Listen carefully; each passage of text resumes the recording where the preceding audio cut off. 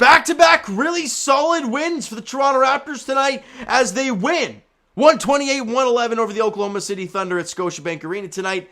And defensively, I thought the Raptors were great. They allowed 111. Sure, they allowed them to shoot 42% from three. But if you watch the game, the energy and the intensity was really there for the Raptors tonight. Like I said, as they won by 17 on their home floor and have won 6 consecutive games at home.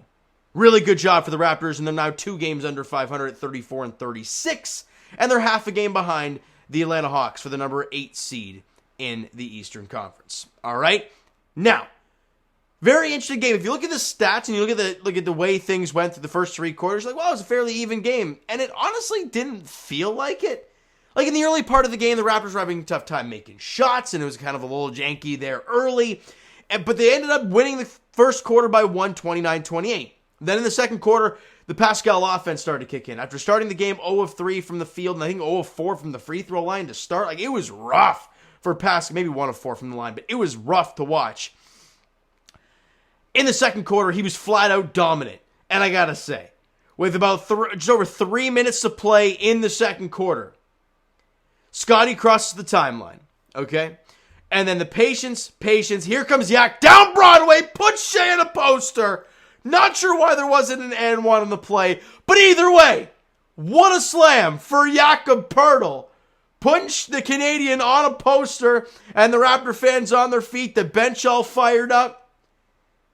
And the Raptors started to build off that with a really good, like I said, second quarter. They end up winning the quarter 35-31. And they go into the break up 5. So, well, how are you going to react in the third quarter? Well, the Raptors come out in the third quarter with the first punch. At one point, they're up 11. Now, yeah, OKC makes some shots here and there, but the Raptors do win the quarter by 1, 29-28. But you're only up by 6 heading into the fourth. But like they did in the third, the Raptors come out in the fourth with a quick punch of their own, build it back up to above double digits, and from there they didn't look back. The fourth quarter defense from OG Anunoby on Shea, it didn't allow him to get going in the fourth, was incredible. The Oklahoma City Thunder only scored 24 points in the fourth. The Raptors dropped 35. They win the fourth quarter by 11. How many times have we seen this team blow it in the fourth? I'm not saying they've turned a corner, because let's be real. We're almost 70 games into the season. There ain't no turning corners. But it's about playing good basketball one night at a time. And they did tonight. And when they needed to get stops, when they needed to make shots to build up their lead, they did. They bent at times, but they never broke. And then they built on it, like against Denver. They had the big lead. They bent, and it almost broke. They were only up by like 2 or 3, but they never broke. They bent. And the same thing happened today countless times, but in the fourth, when you needed that big punch, you got it. Scotty with some really nice offense. Jakob Poeltl getting to the free throw line a ton and making the free throws. I think Gary was phenomenal off the bench, which we've desperately wanted to see. Just one of those games, Raptor fans, we look at and say, yeah, this is what this team is capable of. You can look at 3 quarters against Denver. Yeah, that's what this team is capable of. Can they continue to build on it? Hey, only time's going to tell, right? But enjoy this one, because I thought watching this game, it was really apparent how cohesive these guys can play when they want to. Let's get these player stats. Jakob Poeltl, yet another double-double for Yak. 16, 12, and 4 on the game. Did shoot 4 of 11 from the field, but got to the free throw line 10 times and was 8 of 10. 80% from the free throw line for Jakob Poeltl. Did a great job, especially in the defensive end. I thought he was outstanding. I think he only had like 1 block in the game. But again, if you watched it, you noticed the presence. Plus 12 while he was on the floor. Loved what we saw from Jakob. Fred VanVleet, I love it because he didn't force his offense today, but when the shots were there, he was taking them and he was making them.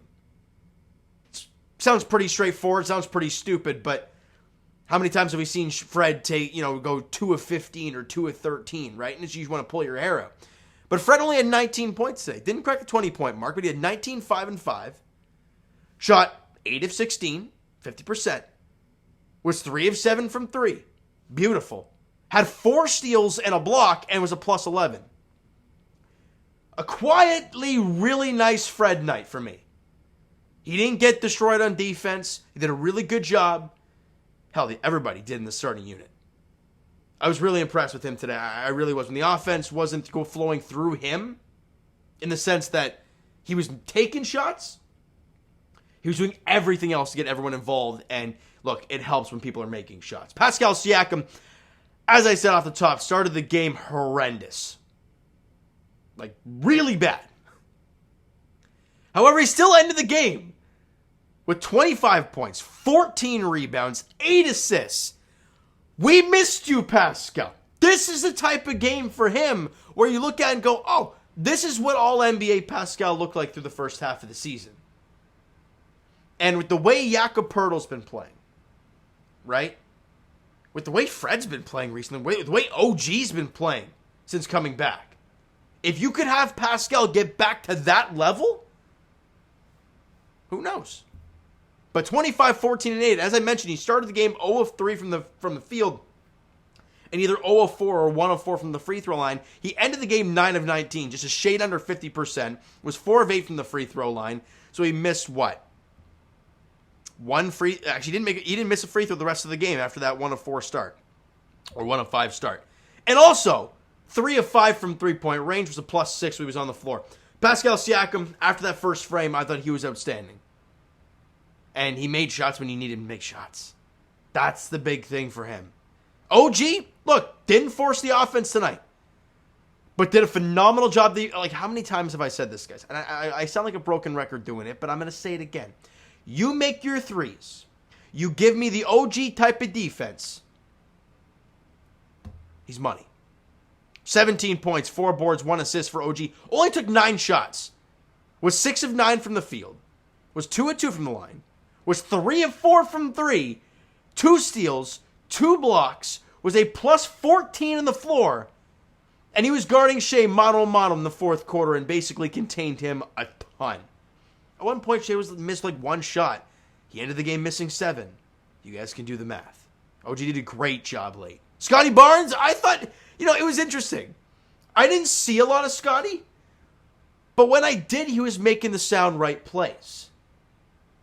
19 points, 7 boards, 6 assists, shot 8 of 14 from the field, so was very efficient.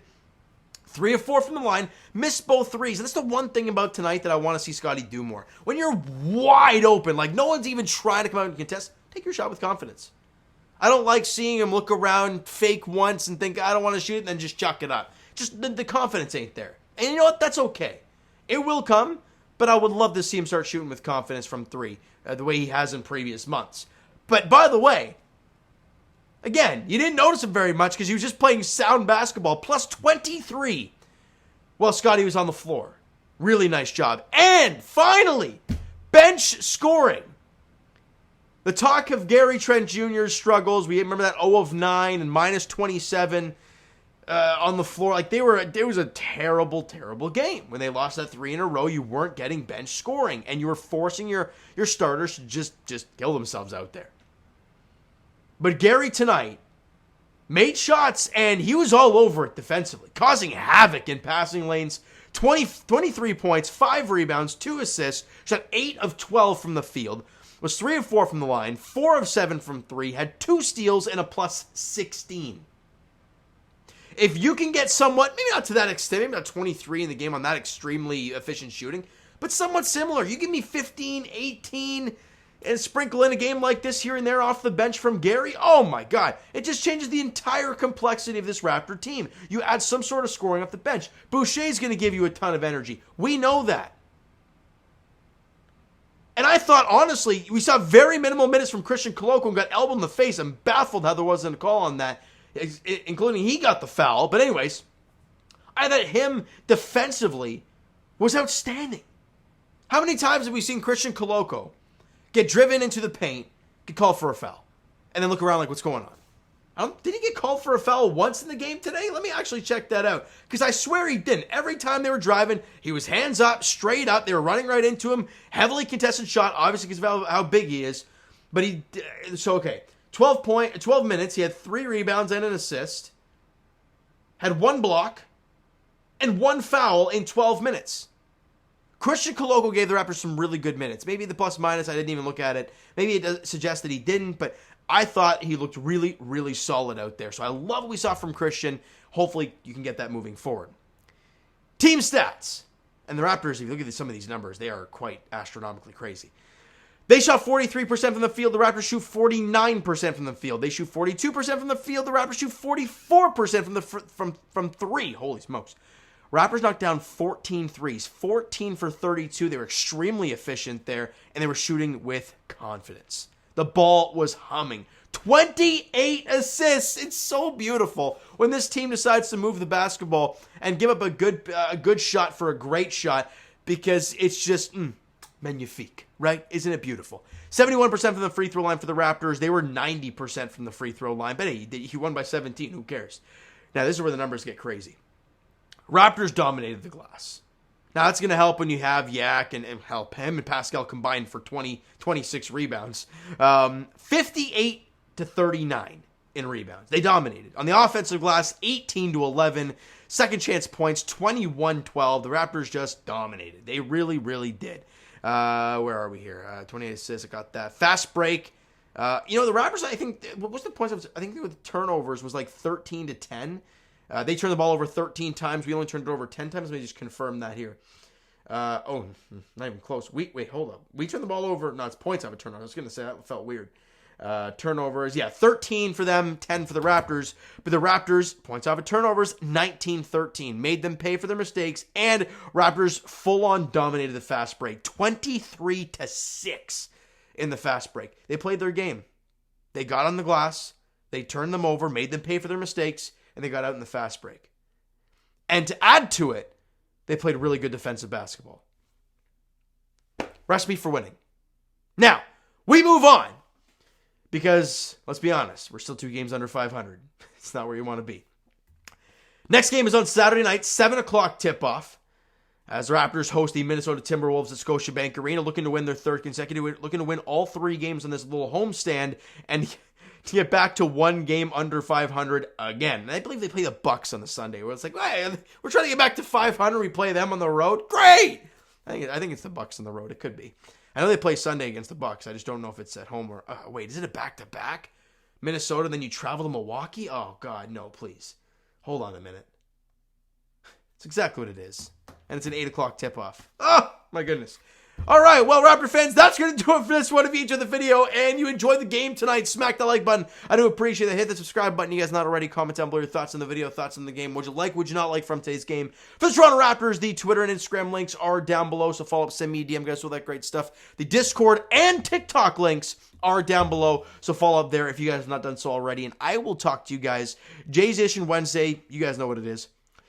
As for the Leafs, they're back in action tomorrow. Look, Tampa won tonight. They're 1 point behind the Leafs, and the Leafs have 2 games in hand, but 1 point behind the Leafs. It's getting a little hairy. They take on the Carolina Hurricanes tomorrow at home. They need to find a way.